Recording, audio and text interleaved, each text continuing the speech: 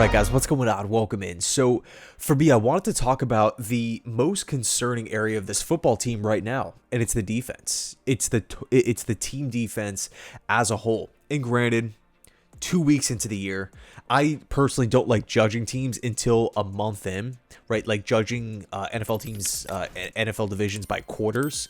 So every 4 games, really just assessing and analyzing, because you don't have these like rapid jumps. Teams don't just go from being amazing to horrible and horrible to amazing in 1 week. Everything clicks and we're all good, and vice versa.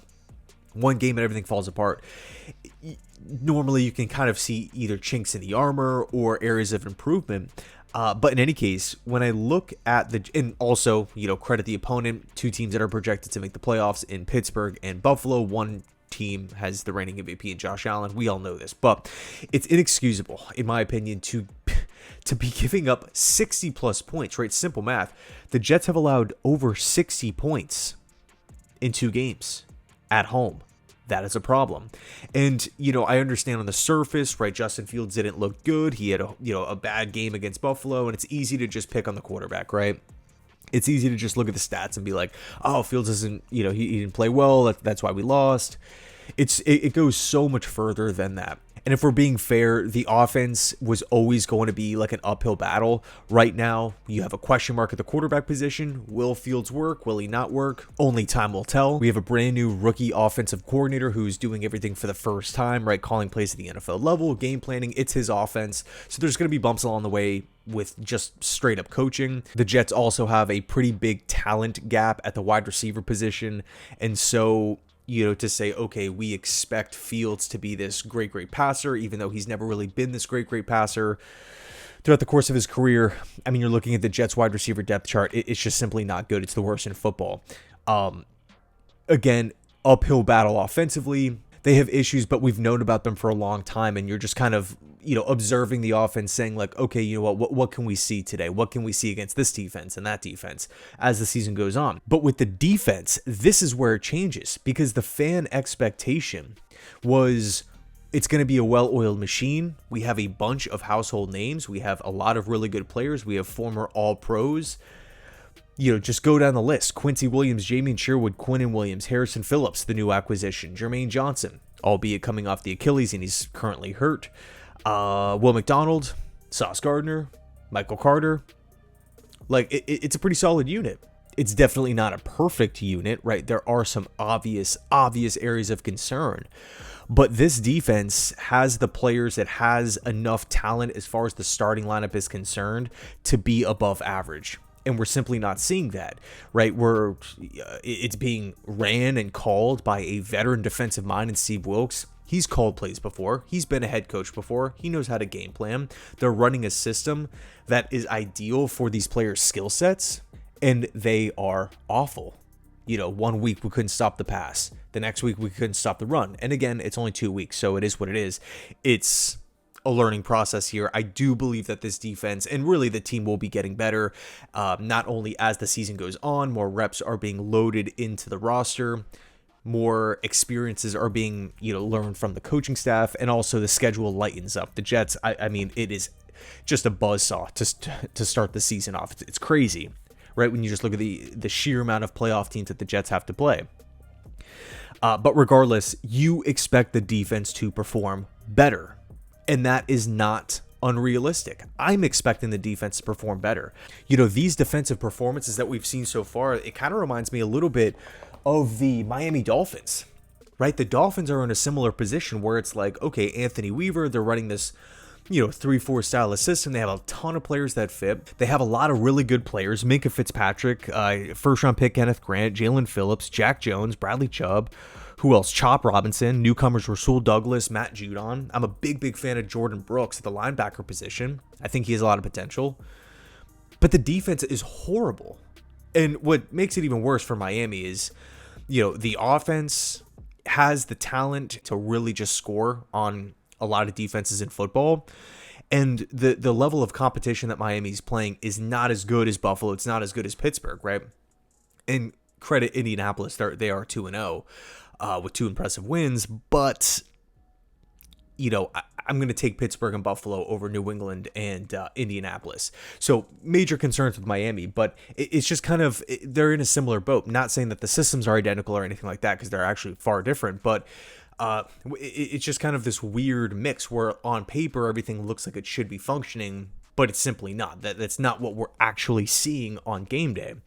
And so off the top of my head, what are some of the problem areas? I think first things first, there's been a lot of simple play calls, and there's nothing wrong with, just a simple call here and there. There's nothing wrong with the cover one, right? That was the Detroit Lions bread and butter. But I think it becomes an issue when you're going up against really, really smart quarterbacks, Aaron Rodgers, Josh Allen.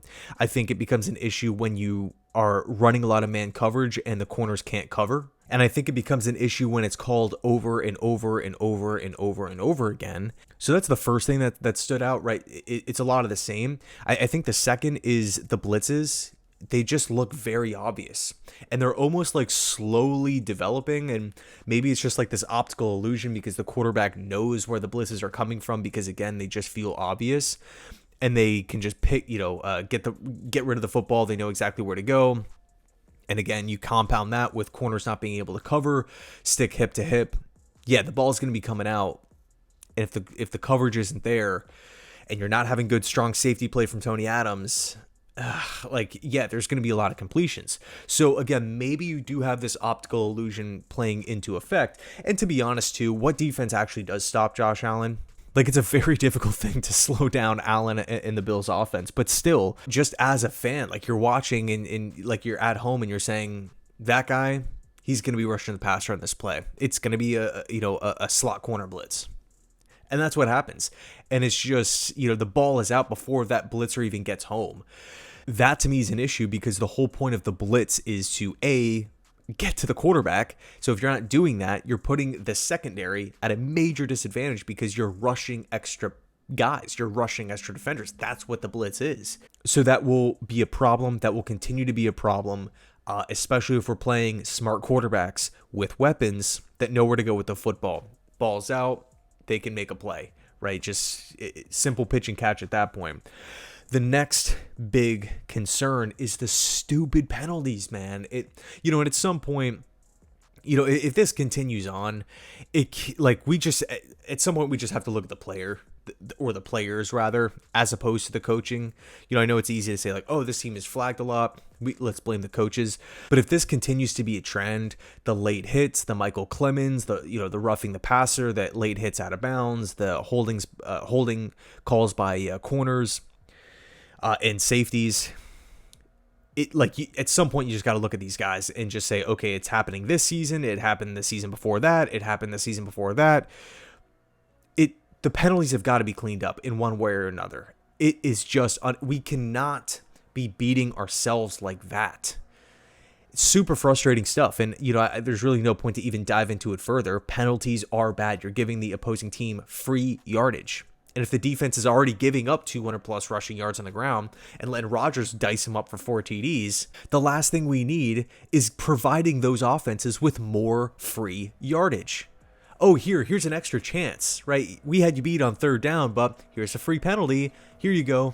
New drive. So for me, those are the 3 main areas of concern so far. And then you can kind of branch it off, right? Aaron Glenn talking about over pursuing in the running game.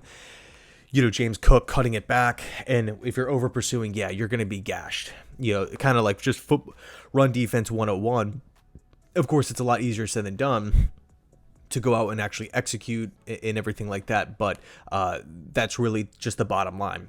Over pursuing with cutbacks equals it's not a good formula for stopping the run, especially going up against a good talented back in James Cook. You could bring up the defensive backs, right? Like for some reason, like these DBs I'm stunned at the DB product right now. Stark difference with Michael Carter's game. What is going on in the slot? What is happening there? It is just night and day from the Michael Carter that we all know to what we're actually seeing. We can talk about Brandon Stevens giving up the 5 catches, the touchdown week 1 against Rodgers, not being able to turn his head around. He dropped the interception. That could have been a game changer right there. It's right to him. Didn't come down with it.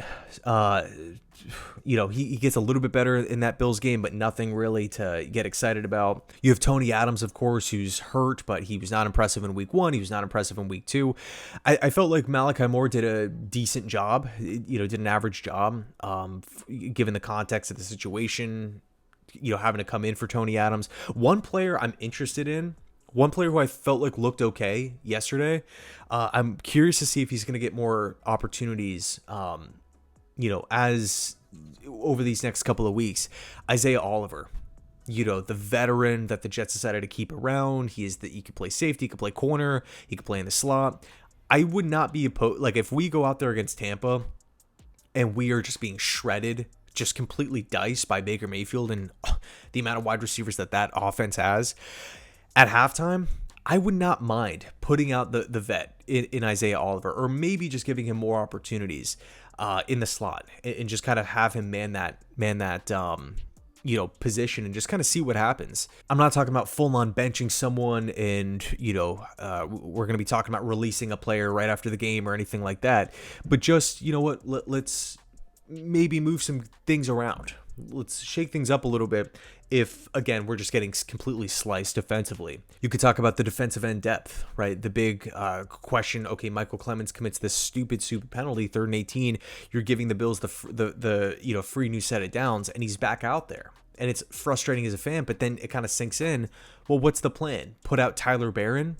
Put out Brady McGregor? Two guys that, first of all, you have to ask the question, are they ready for NFL regular season games? And then are they ready to play against actual good opponents in the regular season? That's a whole nother story.